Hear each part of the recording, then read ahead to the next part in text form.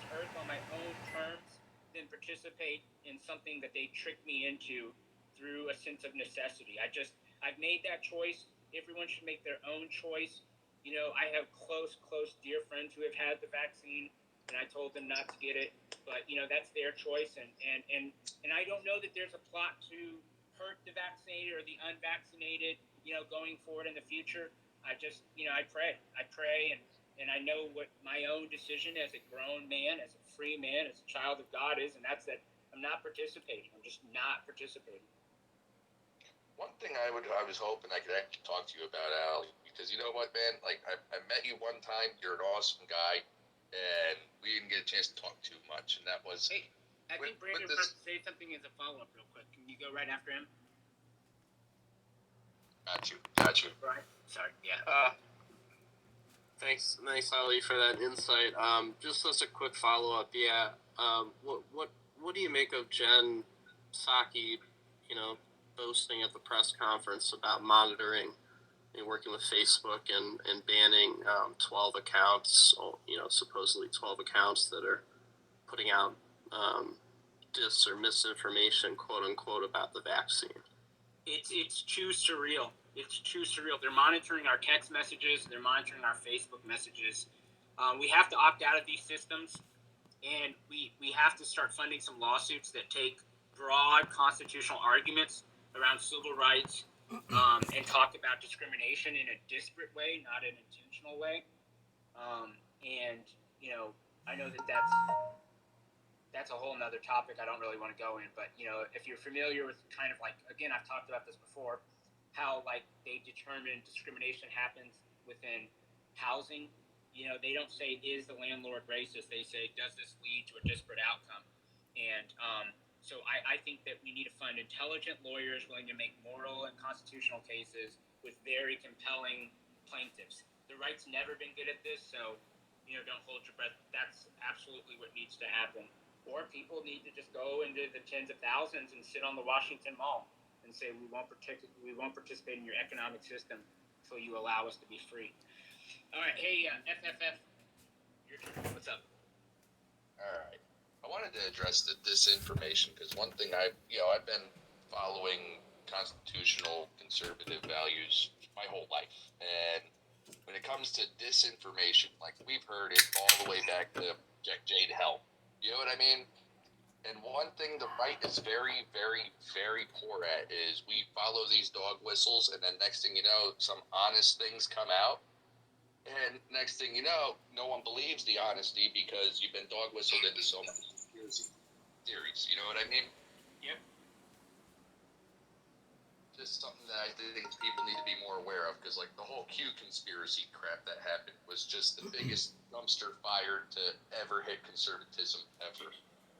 Yeah, and here's the problem. Like, one of the Q supporters here's a woman, if you want to call her that, who has stolen valor from our troops, has like 9 different names, has stolen money from charity. Her husband is a pedophile.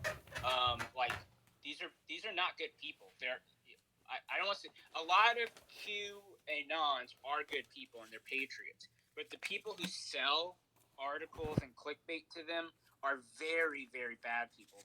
They are the worst type of people. They are engaged in the same Hegelian dialectic, Luciferian, prose that the radical leftists, the critical race theorists are. And what's interesting is I'm going to read you guys part of what I actually wrote about misinformation that's coming out when I release. I got one follow-up to that, if you don't mind.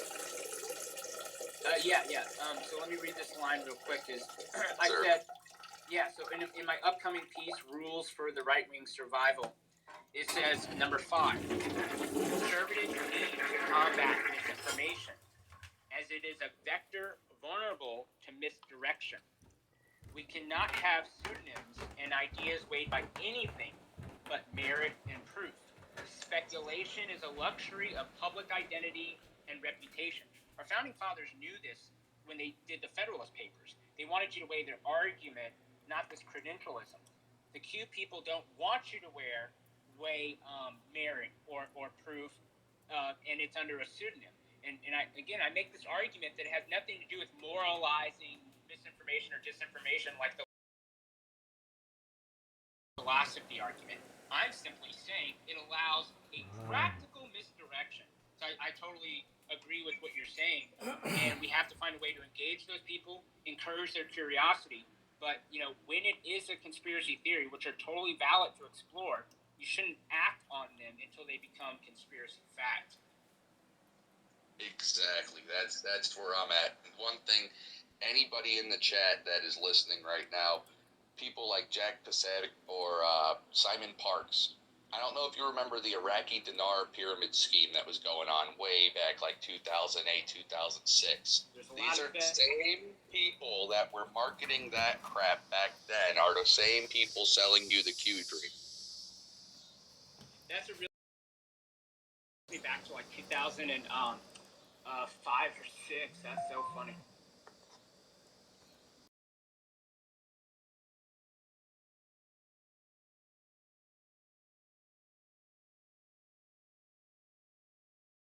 Second, we're just trying to go in order if that's cool. Oh. Awesome. All right, so I think it's Connor's turn. I think Connor was next. And Connor, cocktail time. Hello. You got to push that button in the middle. Sorry about that. No worries. Okay. Yeah, I kind of joined a little late, so I apologize for focusing on a topic, but I had questions about Bitcoin or cryptocurrencies. Is that fair game? Whatever you guys want to talk about, I'm here for. Cool. Yeah, this is something you kind of turned me on to, back when Stop the Steal was going hot and heavy. But you were making the point about Stop the Steal really driving the bull market that was just kind of beginning at that time. And since that time, we've kind of gone, I guess, we're in a bear market now. But I was more curious kind of what your thoughts are about, the future of crypto, particularly, the moral implications for Christians and for conservatives, now that conservatives are getting banned from payment processors, even more than they were in the past. Is this something that's important for Christians to still build out? Is it getting taken over, with Jack Dorsey speaking at the Bitcoin conference they had in Miami? Is there a future there? Yeah, so I think about the argument. I think in my head it's threefold. One, Christians are explicitly and implicitly allowed to participate in the market. And we are able to participate in the world so long as we don't become of it. So what I would say is that if there are dark elements inside of cryptocurrency, they are no more dark than the ones in which great theologians have themselves not only participated in, but given reasonable instruction for how we can participate in them. And the U.S. dollar is a human trafficking and a drug trafficking dollar. That doesn't moralize the dollar in my mind, but if we wanted to quantify it, we could say that Bitcoin certainly has less harmful impacts on the vulnerable around the world and participates in immoral acts than the U.S. dollar. And so, but I'm also not someone who would say that money is just means. I do think that there is a metaphysical layer to money, which is why we are warned not to love it, which is why popes prevented usury, and then when we allowed usury, the bankers took over the Vatican several times, and they've taken over countries, and they've created countries, and they've created revolutions. And so I would say that Christians need to participate in cryptocurrency, at least even at an academic level, because what we need to learn how to do is to decentralize and distribute. This is much the same way that Paul and Peter, as bishops of the church, governed the church. We have to figure out how to talk to each other in a way where we can authenticate each other, in a way that cannot be shut down by central powers, and in a way that allows us to choose our own networks of trust. Bitcoin is a great trainer of those things. I believe that Bitcoin is going to have, you know, um, a lot of value in the future, and I think that we're just getting into that. And so I would say that the sooner our movement gets into transferring value in a way that doesn't involve the global bankers and Visa and MasterCard, the sooner we can actually fund our movement, our values, and we deprive part of the lifeblood that these people depend on. They rape us. They rape us. They steal our labor and they steal our children through taxation, through inflation, and through quantitative easing, and through these crony capitalist loans that they give their favorite institutions.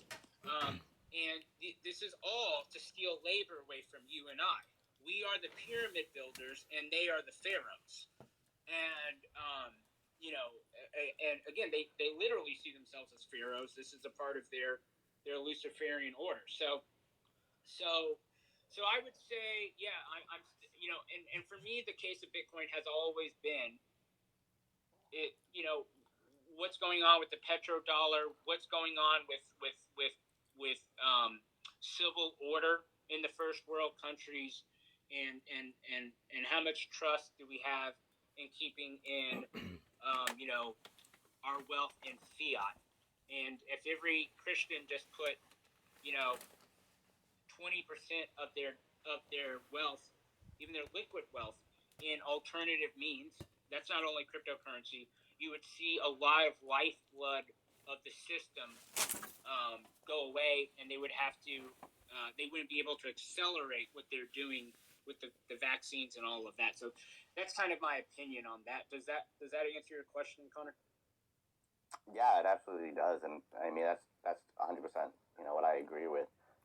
It's something I've been trying to communicate to Christians and to people in my church. I think you did mention previously that you were maybe working on writing an essay about that, kind of distilling those reasons, the Christian perspective for cryptocurrencies. Is that something maybe I haven't. That's something that maybe I should do in the future. I haven't really thought. If I've thought about it in the past, it must have been a passing thought or one that I wasn't entirely committed to. But it's an interesting idea that maybe I should work on. Okay, yeah, I would love to share that with people if you ever got something out about it. Yeah. Because I got a lot of people that hate it because they see it like the stock market, that you're just looking to make absurd wealth, and it's there's a moral side to it that people just don't seem to get. Yeah. What we have to do is take the bad incentives out of the fiat system, out of the banking system, out of the debt system, out of the credit system. These are all tools that are anti-Christian that we participate in a daily basis. And cryptocurrency allows some people to participate in that, like through DeFi, or other people not to participate in that. And to me, that's a freer system. Yeah, absolutely. Hey, and for the record, there's going to be government psyops on it. There's going to be governments, engaged in horrible means, and the government's trying to copy it, with its own cryptocurrency. So, we shouldn't make any illusions like it's not, all good things become corrupted in this earth, which is why the Antichrist, in Revelation eventually takes over. Yeah, that's so true. Yeah, well, I mean, that was basically my question. I have been working on, kind of putting some of my own thoughts on paper to share with people. I've been quoting you pretty heavily, some of this stuff, especially when you're getting shut down from payment processes. It's something I'd love to share with you. If I can shoot that over to you, maybe you can take a look at it and tell me if that's what your ideas are. Yeah, put a comment in the chat. Put a comment in the chat, and we'll reach out and get swap it over email or something. I appreciate it. Is that chat here on Telegram, or is that on your website? Yeah, it's on Telegram. If you go to the page and you just comment on the post that talks about the live chat, it'll be an Ali chat. All right, sweet. Yep. Appreciate it. Thank you so much. Love you, man. Appreciate you. Bye. All right, John Lee, let's go to you.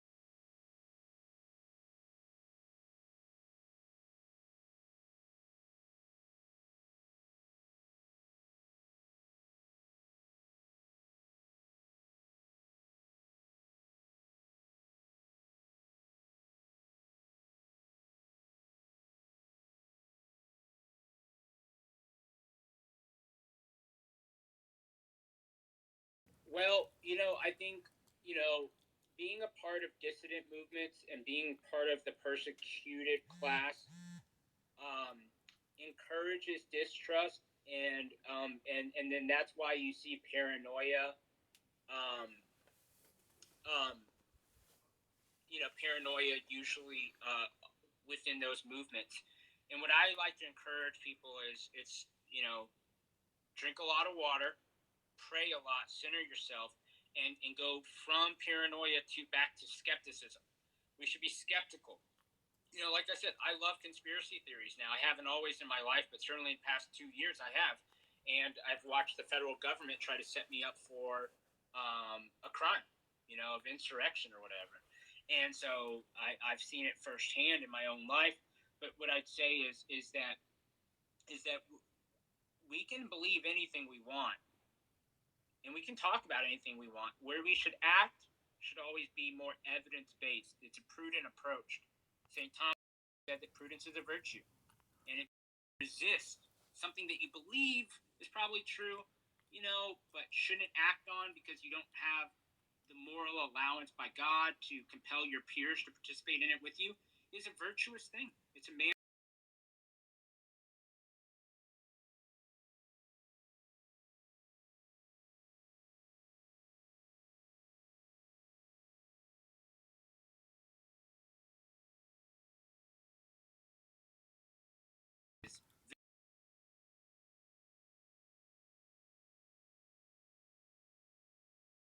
I'm not really interested in anybody else.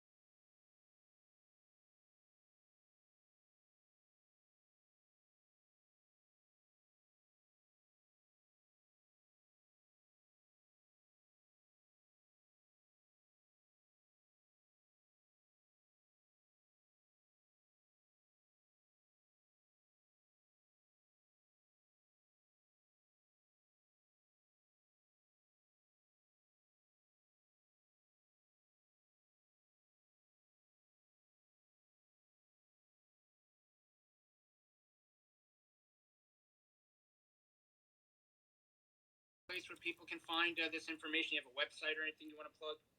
Here,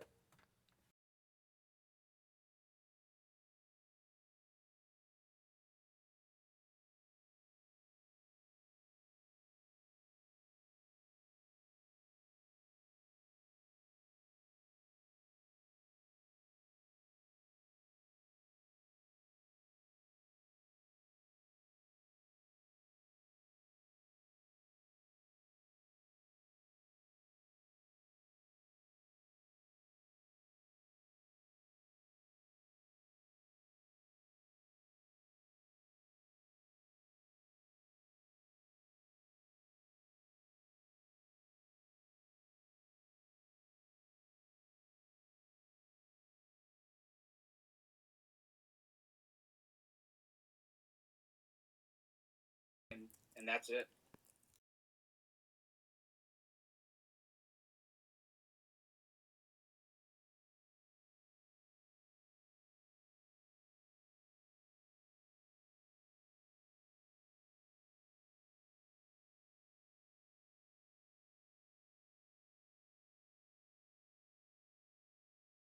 I don't want to, I don't really want to.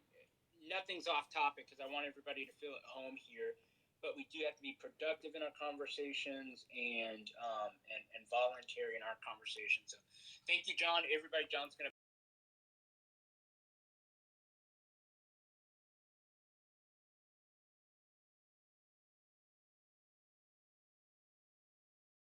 Again, that's kind of what we want to do as adults. Like we want to have a conversation that involves two people or more. We don't. I know people. People want to be emotive because there are injustices in this world. And but was kind to give you a plug and all that. All right, let's go to okay. Janet. How are you? Hey, Ollie. I apologize. I inadvertently hit the button, but just wanted to say hello and doing a great job as usual. I don't really have anything much to add. Just would plug Dr. Stella and the last week of July, first week of August, 2 weeks. So I'd encourage all the brothers and sisters in Christ, if you're out that way, to join in and participate so we can try to intercede for our nation and get things turned around. So that's all I really have to add tonight. Thank you. We'll be in prayer. I did see that flyer in the chat, and she's a wonderful woman and a good Christian. And anybody who wants to join in prayer, you can find that in the chat. And there's a flyer, and she's great. Let's go to Joe Biden's crackhead son. Hey, hi, Ollie. How are you? I'm doing really well. Our website, live.olliealexander.org, where you guys can watch a video of me, is being filled with some trolls that are part of this controlled opposition group. But I'm loving this conversation.